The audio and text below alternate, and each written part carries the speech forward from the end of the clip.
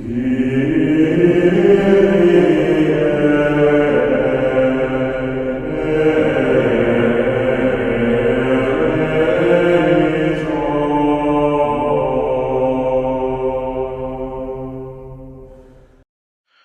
imenu Očeta in Sina in Svetega Duha, amen, hvaljen Jezus. Danes bi se najprej ustavili pri apostolu Petru, ki nas nagovarja s takimi besedami, ki naravno sežejo v srce našega življenja, namreč smo tujci in romarji. To ni neka podoba, ampak to je resnica, kdo smo. Naše življenje ni cilj tukaj na zemlji, ampak je pot proti cilju. Nismo ustvarjeni za to, da bi se tukaj dokončno ustalili, ampak da bi šli naprej proti Bogu. Sveti Tomaž pravi, da človek v tem življenju ne more doseči popolne sreče. To so nekateri že prej videli, ampak on seveda še naprej to pripelje. Torej v nas ostaja vedno neko hrepenenje, neka neizpolnjenost. Nobena stvar tega sveta tega ne more dokončno potešiti. To je tudi sveti Avguštin izrazil, pravi, da je nemirno naše srce, dokler se ne spočije v Bogu. Seveda deloma na tem svetu, popolnoma pa seveda potem na onem svetu v nebesih. Konkretno, kaj to pomeni? Stopiti z drvečega življenjskega vlaka, vzamemo si čas za molitev, za premišljevanje, vsakdo si mora to vzeti. To pomeni počivati. Rečejo eni, zdaj moram počivati, nedelja je prišla, moram počivati. Kar pomeni, spim dopoldne, se pravi do 12:00 ali nekaj takega, ali 13:00. Seveda k maši ne grem, čeprav bi lahko šel, k pravi maši tudi zdaj ob 4:00, ampak dobro. Seveda potem to pomeni, gremo na morje, malo prezračiti hišico, vikendico, kako so že rekli, so slišal neki izraz tak ljubljanski, da rečejo za tisto na Hrvaškem, ampak zdaj sem pozabil, mi je rekla nekdanja Faranka, ki dela na Petrolu. Mi boste pol povedali. Skratka, ne vem, malo sem alergičen na te ljubljanske izraze, ampak dobro, ne bo. Skratka, to ni počivanje, Naše srce tam ne počiva. Treba si vzeti čas za Boga, za molitev, za sveto mašo, za premišljevanje, za svete zakramente. Tam počiva naše srce. Torej vsak dan tistih 15 minut svoje osebne molitve, potem pa tudi še kakih 15-20 minut, tako tudi te skupne družinske molitve in tako, to moramo držati. To pomeni to za nas zelo konkretno. Mi smo torej romarji in moramo živeti kot romarji, ne kot neki potepuhi, vagabundi, ki blodijo po svetu. Tukaj pravi sveti apostol, treba se vzdržati poželjen, ki se vojskujejo proti duši. Torej, ne samo neki veliki očitni grehi. Mi imamo svoja poželjenja, svoja nagnjenja, svoje nagone in tako dalje. In če jih nepravilno usmerimo, sama po sebi niso slaba, načeloma, ampak pravilno je treba usmeriti. Potem seveda to ni v redu, se vojskuje proti duši.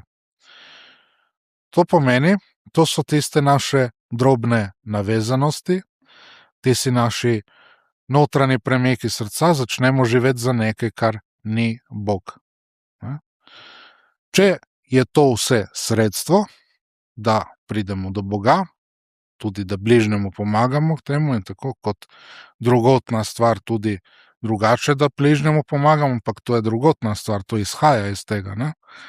Prva stvar, doseči cilj, biti v Bogu. To je to. Potem, če tega ne dosežemo, potem ni to pravo.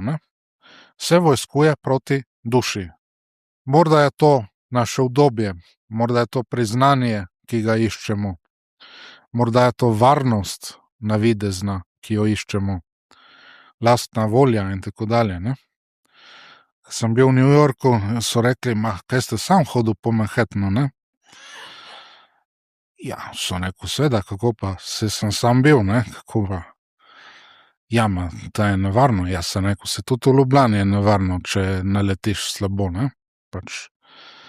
Če je Bog hotel, da me zdaj fentajo, me bojo pač fentali, ne, sem rekel, zdaj, ali bo to v New Yorku, ali v Ljubljani, ali v Zagrebu, ali na Dunaju, ne vem, ne, pač. Tako je, ne, če ne ima pač Bog varva, bo že, ne. Pol tisti dan, ki je tam en z mačetom mahal tam okoli Grand Stationa, Grand Central, ne. Tisti dan pa je takoj Father Southern, ne, takoj pošle, ne, če sem v redu. Ja, jaz sem rekel, jaz sem v redu, ne, pač za one 3 starke ne vem. Tle so neke ulice zaprte, drugače, nič takega, ne. Kar ne bi bilo tu drugot, ne, več ali manj. Cel svet je zdaj malo ponoril, tako da. Skratka, ni neke varnosti, noben nam ne zagotavlja, nič se ti ne bo zgodilo, ne, zdaj vsi, mislim, večina staršev bi v današnjem svetu itak vidimo, hoteli od vsega zaščititi otroke in tako dalje. To se je že kar nekaj let nazaj začelo, ne, ampak navadno s tem se jim ne prav preveč pomaga, ne, mora biti tudi malo, da niso od kakšnih stvari zaščiteni in, kot so rekli včasih, otrok mora tudi pojesti vsaj 2 kila gnoja, ne, ali kako je že tisto, ne, da ne rečemo one besede na D. Tako da to. Tudi naša lastna volja, ne, ki se hoče uveljaviti, tudi to je tisto, kar se bojuje, se vojskuje proti duši. Hočemo uveljaviti svojo lastno voljo, ampak smo že zadnjič razglabljali, ne moja, ampak tvoja volja naj se zgodi, ne, to je Gospod nas uči in tudi naša nebeška mati nas tako uči, zgodi se mi po tvoji besedi, ne kako res hočem, spravi to. Tudi apostolu Petru je rekel naš Gospod, ja, ko se boš postaral, te bo drug opasal in te bo odvedel, kamor nočeš, ne, spravi, ne bo tvoja volja uveljavljena, ne. Torej, to so te stvari, se spozabimo, mi smo na poti, smo romari, ne. Mi hočemo tam počivati, rekel se ti Peter tam na gori Tabor, postavimo zdaj 3 šotore, ne, tukaj se bomo zdaj malo utaborili, zasidrali, ne, tukaj je lepo, ne. Ja, ne moramo tako živeti. In seveda hočemo počivati v teh stvareh, ki pa niso kraj počitka. Pravi sveti Tomaž, greh ni najprej nekaj zunanjega, ampak gre za neurejenost v človeku. Se pravi, imamo želje, kar ni narobe, smo rekli, ampak te želje niso pravilno usmerjene, ne služijo več resnici, pravemu cilju, dobremu, začnejo nas voditi stran od tega, postanejo one cilj. Na koncu mi sami postanemo cilj, ne. Torej, tukaj se pokaže prava svoboda. Svet nam pravi, si svoboden, če delaš, kar hočeš, ne. Pak to ni svoboda. To je druga oblika suženjstva. Gre za suženjstvo lastnim željam, nagonom. Med drugim, delaj, kar hočeš, to bodi tvoj zakon, to je rekel že Aleister Crowley in podobni so rekli, ne, se pravi satanisti in tako, ne. Zdaj, če hočemo biti satanisti, bodimo satanisti, mislim, da nočemo biti, ne, tako da to. Prava svoboda, pravi sveti Tomaž, svobodna volja, ne, govori o svobodni volji, liberum arbitrium est facultas voluntatis et rationis, se pravi sposobnost izbrati dobro, na kratko rečeno, ne. Spravi razumnost, razumno izbrati, ne, bi rekli, facultas, izbrati dobro in razumno, to. Tisti, ki ni raztresen teh svojih željah, ampak jih zna lepo urediti, usmeriti, darovati, tisti bo seveda tudi pravilno svoboden. Pater Gabriel od svete Marije Magdalene, ki imam njegova premišljevanja, intimno z Bogom se imenuje, Vsaka navezanost, pravi, zmanjšuje našo razpoložljivost za Boga. Romar ne more nositi preveč prtljage. Jaz sem moral plačati $100 več zaradi tisto, ne? Preveč prtljage, kadar sem se vračal, tako da vidimo. Srce, ki se oprime sveta, ne more hkrati svobodno hoditi za Gospodom. Zato nas apostol ne kliče v odpoved zaradi odpovedi same, ampak v svobodo, v notranjo lahkotnost. Življenje, kjer Bog ni samo del našega sveta v smislu, da ga načelno priznavamo, ampak je njegovo središče. Tako nekako pravi pater Gabriel. Ker smo razmišljali vmes, saj ste verjetno si tudi prebrali, načelno Bog je bil del sveta ali svetovnega nazora ljudi po drugi svetovni vojni, recimo takrat, ne? Tudi že prej se je to začelo dogajati, ampak preveč samo načelno, zunanje. Potem se je brez težav vse skupaj sesulo z drugim Vatikanskim koncilom in po njem, ne? Spravi, na podeželju še je bilo, so bili katoličani, čeprav je že začelo iz mest udirati tudi ta miselnost, ne? Ampak v mestu, smo lepo videli, recimo nekateri liberalci, ki so ravno tako hodili k maši in tako dalje vsako nedeljo, ampak so pač bili liberalci, ne? To so samo šli k maši, drugače so živeli kot liberalci. Potem so pač nehali hoditi k maši, ne? Zlasti, ko se je vse skupaj zamenjalo, spremenilo. Truditi se živeti, kot je rekel sveti Pavel Atencem, v Bogu živimo, se gibljemo smo. Torej, smo tam v njem. On nam je dal življenje, nas poživlja z milostjo, nikamor ne gremo brez njega, smo v njegovi navzočnosti. To je to, ne? Spravi, ne samo ideja o Bogu. Jaz sem pa kristjan, jaz verujem, ne? Kaj to konkretno pomeni, da ti veruješ, ne? Spravi, mora biti videti to, da ti veruješ. Berilo se dotakne evangelija, romar ne hodi vedno v jasnosti. Pridejo trenutki, romar ne vidi, ne razume, čuti odsotnost. So rekli, kaj zdaj to pomeni? Še malo in me ne boste videli in potem me boste videli. Je rekel, pomeni trpljenje.